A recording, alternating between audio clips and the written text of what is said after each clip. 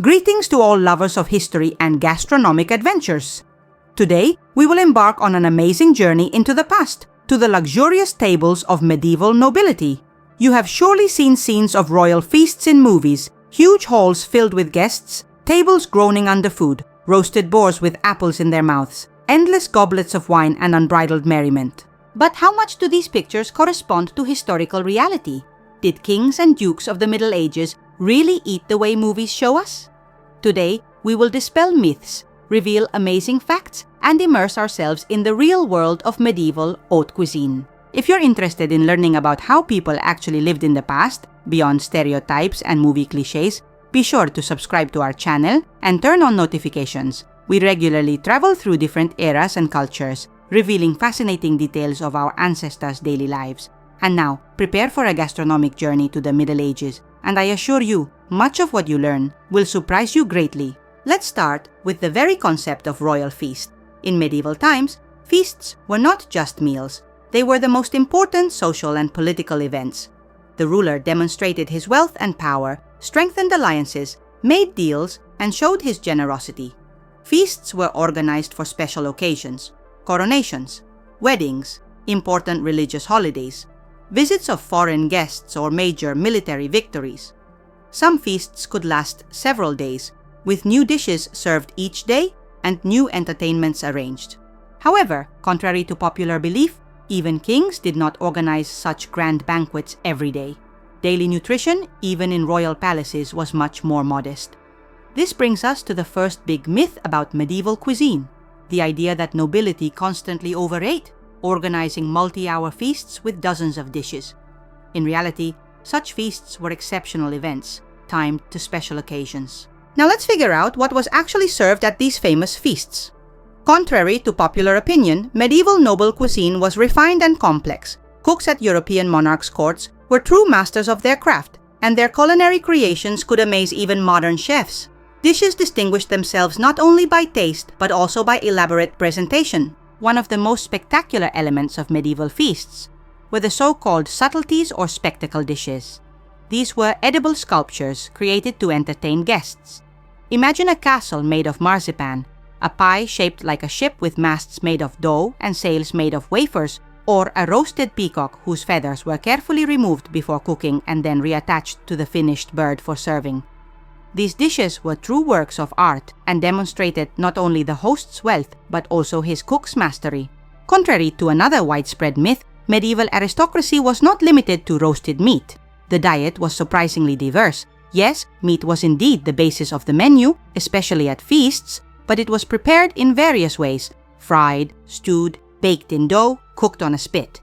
Game, poultry, lamb, beef, and pork were popular.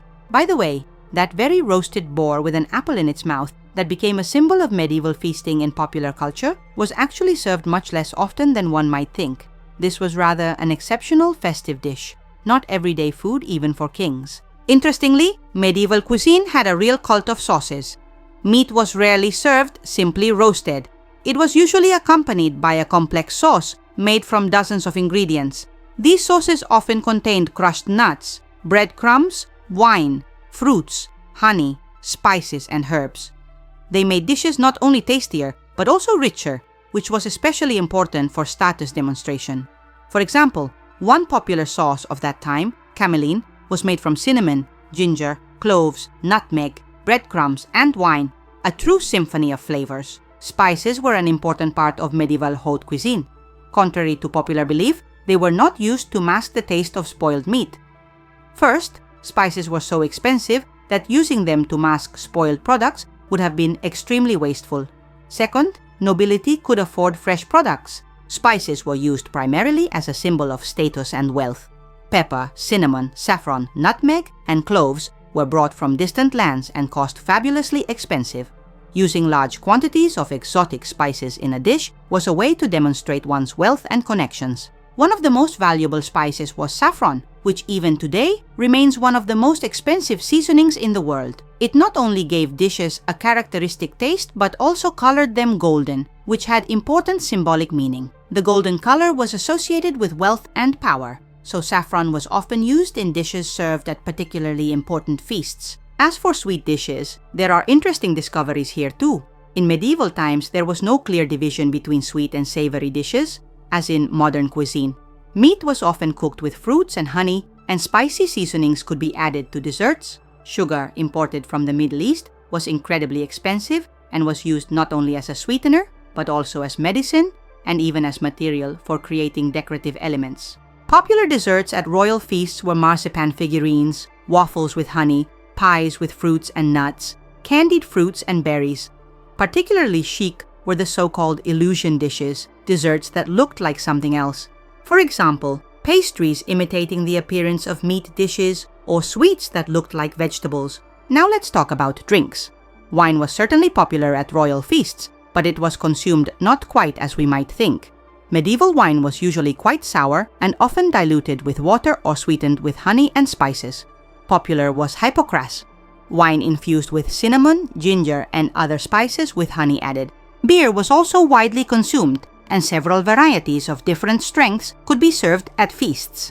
Interestingly, in medieval times, water was not considered the safest drink, especially in cities, so even children often drank low-alcohol beverages. However, one should not think that everyone at medieval feasts got drunk, senseless.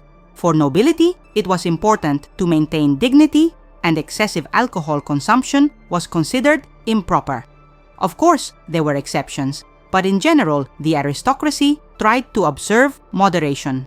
An interesting aspect of medieval feasts was their symbolic meaning and strict etiquette. The placement of guests at the table was strictly regulated according to their status. The closer to the feast host a guest sat, the higher his status. The most honored guests sat at the high table, a table on an elevation where the host himself also sat.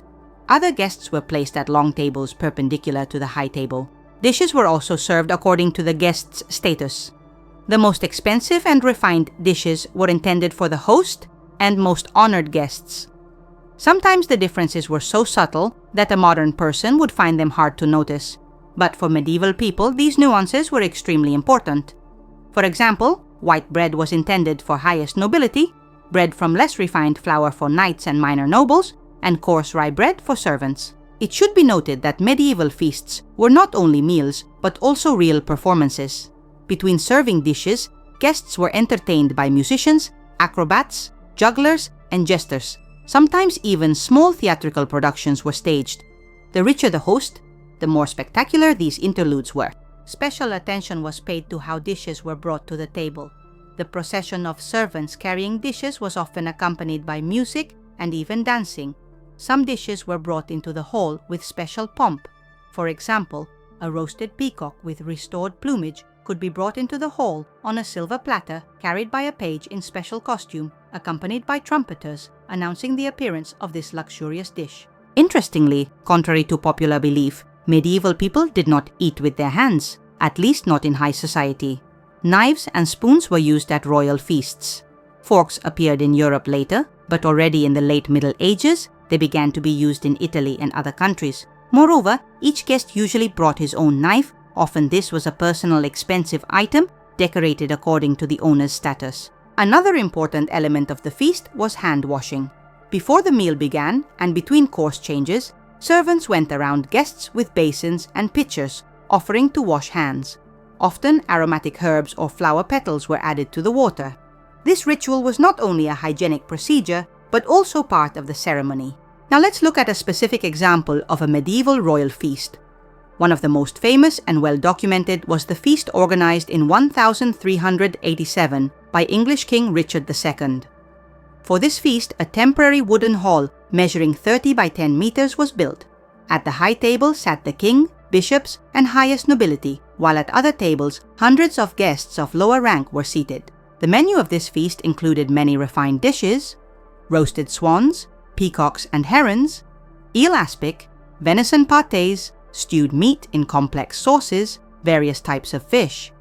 Between main courses, intermediate dishes were served, light appetizers accompanied by artist performances. The feast concluded with a banquet, what medieval times called what we would today call dessert, sweets, fruits, nuts, and sweet wines. It should be noted that such a feast required enormous resources and many servants.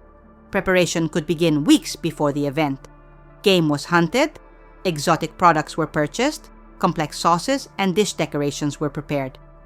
On the feast day, dozens of cooks, assistants, and servants worked in the kitchen. Interestingly, feast waste was not thrown away. There was a custom of alms dishes. Food remains were collected and distributed to the poor. This was considered a pious deed that demonstrated the host's generosity and care for his subjects. If we compare medieval royal feasts with modern official banquets, we will find both differences and surprising similarities. The main difference is perhaps that medieval feasts were much more theatrical and symbolic. Every aspect of the feast, from guest placement to the order of dish serving, had its meaning and was strictly regulated.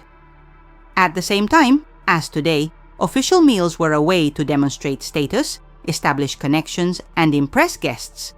It's important to understand that medieval aristocratic cuisine was not primitive or crude. On the contrary, it was refined, complex, and diverse. Cooks of that time possessed deep knowledge about flavor and texture combinations, about cooking methods and dish presentation. Many principles they were guided by are relevant in modern haute cuisine too. It's also worth mentioning cookbooks that have survived from those times. One of the most famous is the Formulae of Cury, written around 1390 for English King Richard II's cook. It contains recipes for refined dishes, many of which could surprise a modern person with their complexity and unusual ingredient combinations. For example, blancmange, a delicate dish of minced chicken, rice, almond milk and sugar, or tarte de brie, a pie with cheese, eggs, and spices. In France, the famous culinary treatise Le Grand Cuisinier was compiled in the early 14th century. It contains not only recipes, but also advice on organizing banquets, table setting, and even on choosing kitchen staff.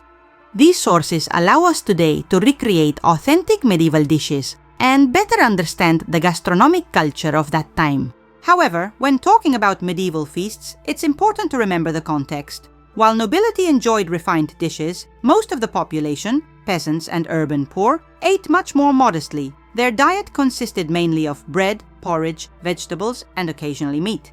The gap between rich and poor nutrition was enormous, reflecting the general social inequality of medieval society.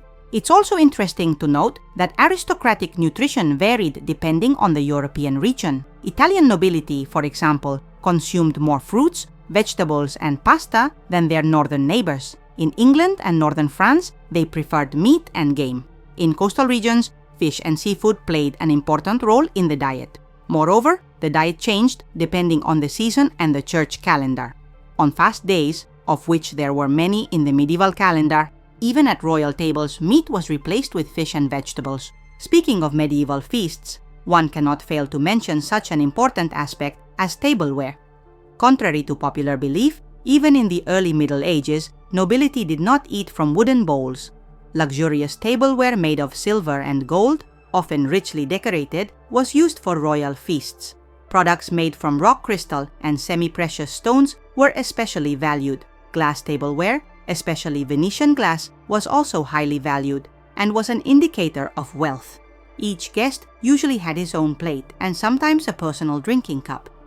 Another interesting aspect of medieval feasts was the medical theory that influenced menu composition. Medieval medicine was based on the doctrine of four humors, fluids, in the human body: blood, phlegm, yellow and black bile. It was believed that health depended on the balance of these humors, and food products could influence this balance, as they possessed their own properties, hot or cold, dry or wet.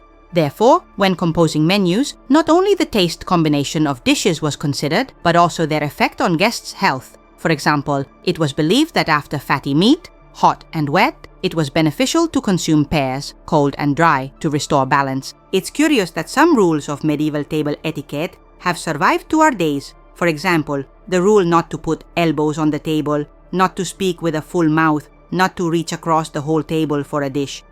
In medieval times, these rules were especially important, as it was believed that table manners reflected a person's character and upbringing. Summing up our gastronomic journey to the Middle Ages, we can say that royal feasts of that time were much more complex and refined than commonly thought. These were not just meals, but true works of art, where every detail had meaning and where food was only one element of a complex cultural and social action. Many dishes served at these feasts could surprise and even delight a modern gourmet with their complexity, refinement, and unusual flavor combinations. Interestingly, some medieval culinary traditions are experiencing a revival today. Haute cuisine chefs turn to ancient recipes seeking inspiration, and history and gastronomy enthusiasts organize reconstructions of medieval feasts, trying to recreate the atmosphere and tastes of that era. Thanks to surviving cookbooks and other historical sources, we can not only read about what our ancestors ate, but also try to prepare these dishes ourselves, thus making a real journey through time, through taste sensations. I hope this journey into the world of medieval haute cuisine was as fascinating for you as it was for me. If you liked the video, don't forget to like, subscribe to the channel, and turn on notifications so you don't miss new episodes about amazing aspects of everyday history. And in the comments, tell us which of the described medieval dishes you would like to try. Maybe you have already tried reconstructions of historical recipes or even cooked them yourself. In the following episodes, we will continue our journey through the history of daily life of different eras and cultures, revealing little-known but fascinating details of how people of the past lived, what they ate, what they wore, and what they did. After all, it is in these details of everyday life that the real history of humanity is revealed. Until we meet again, and bon appétit!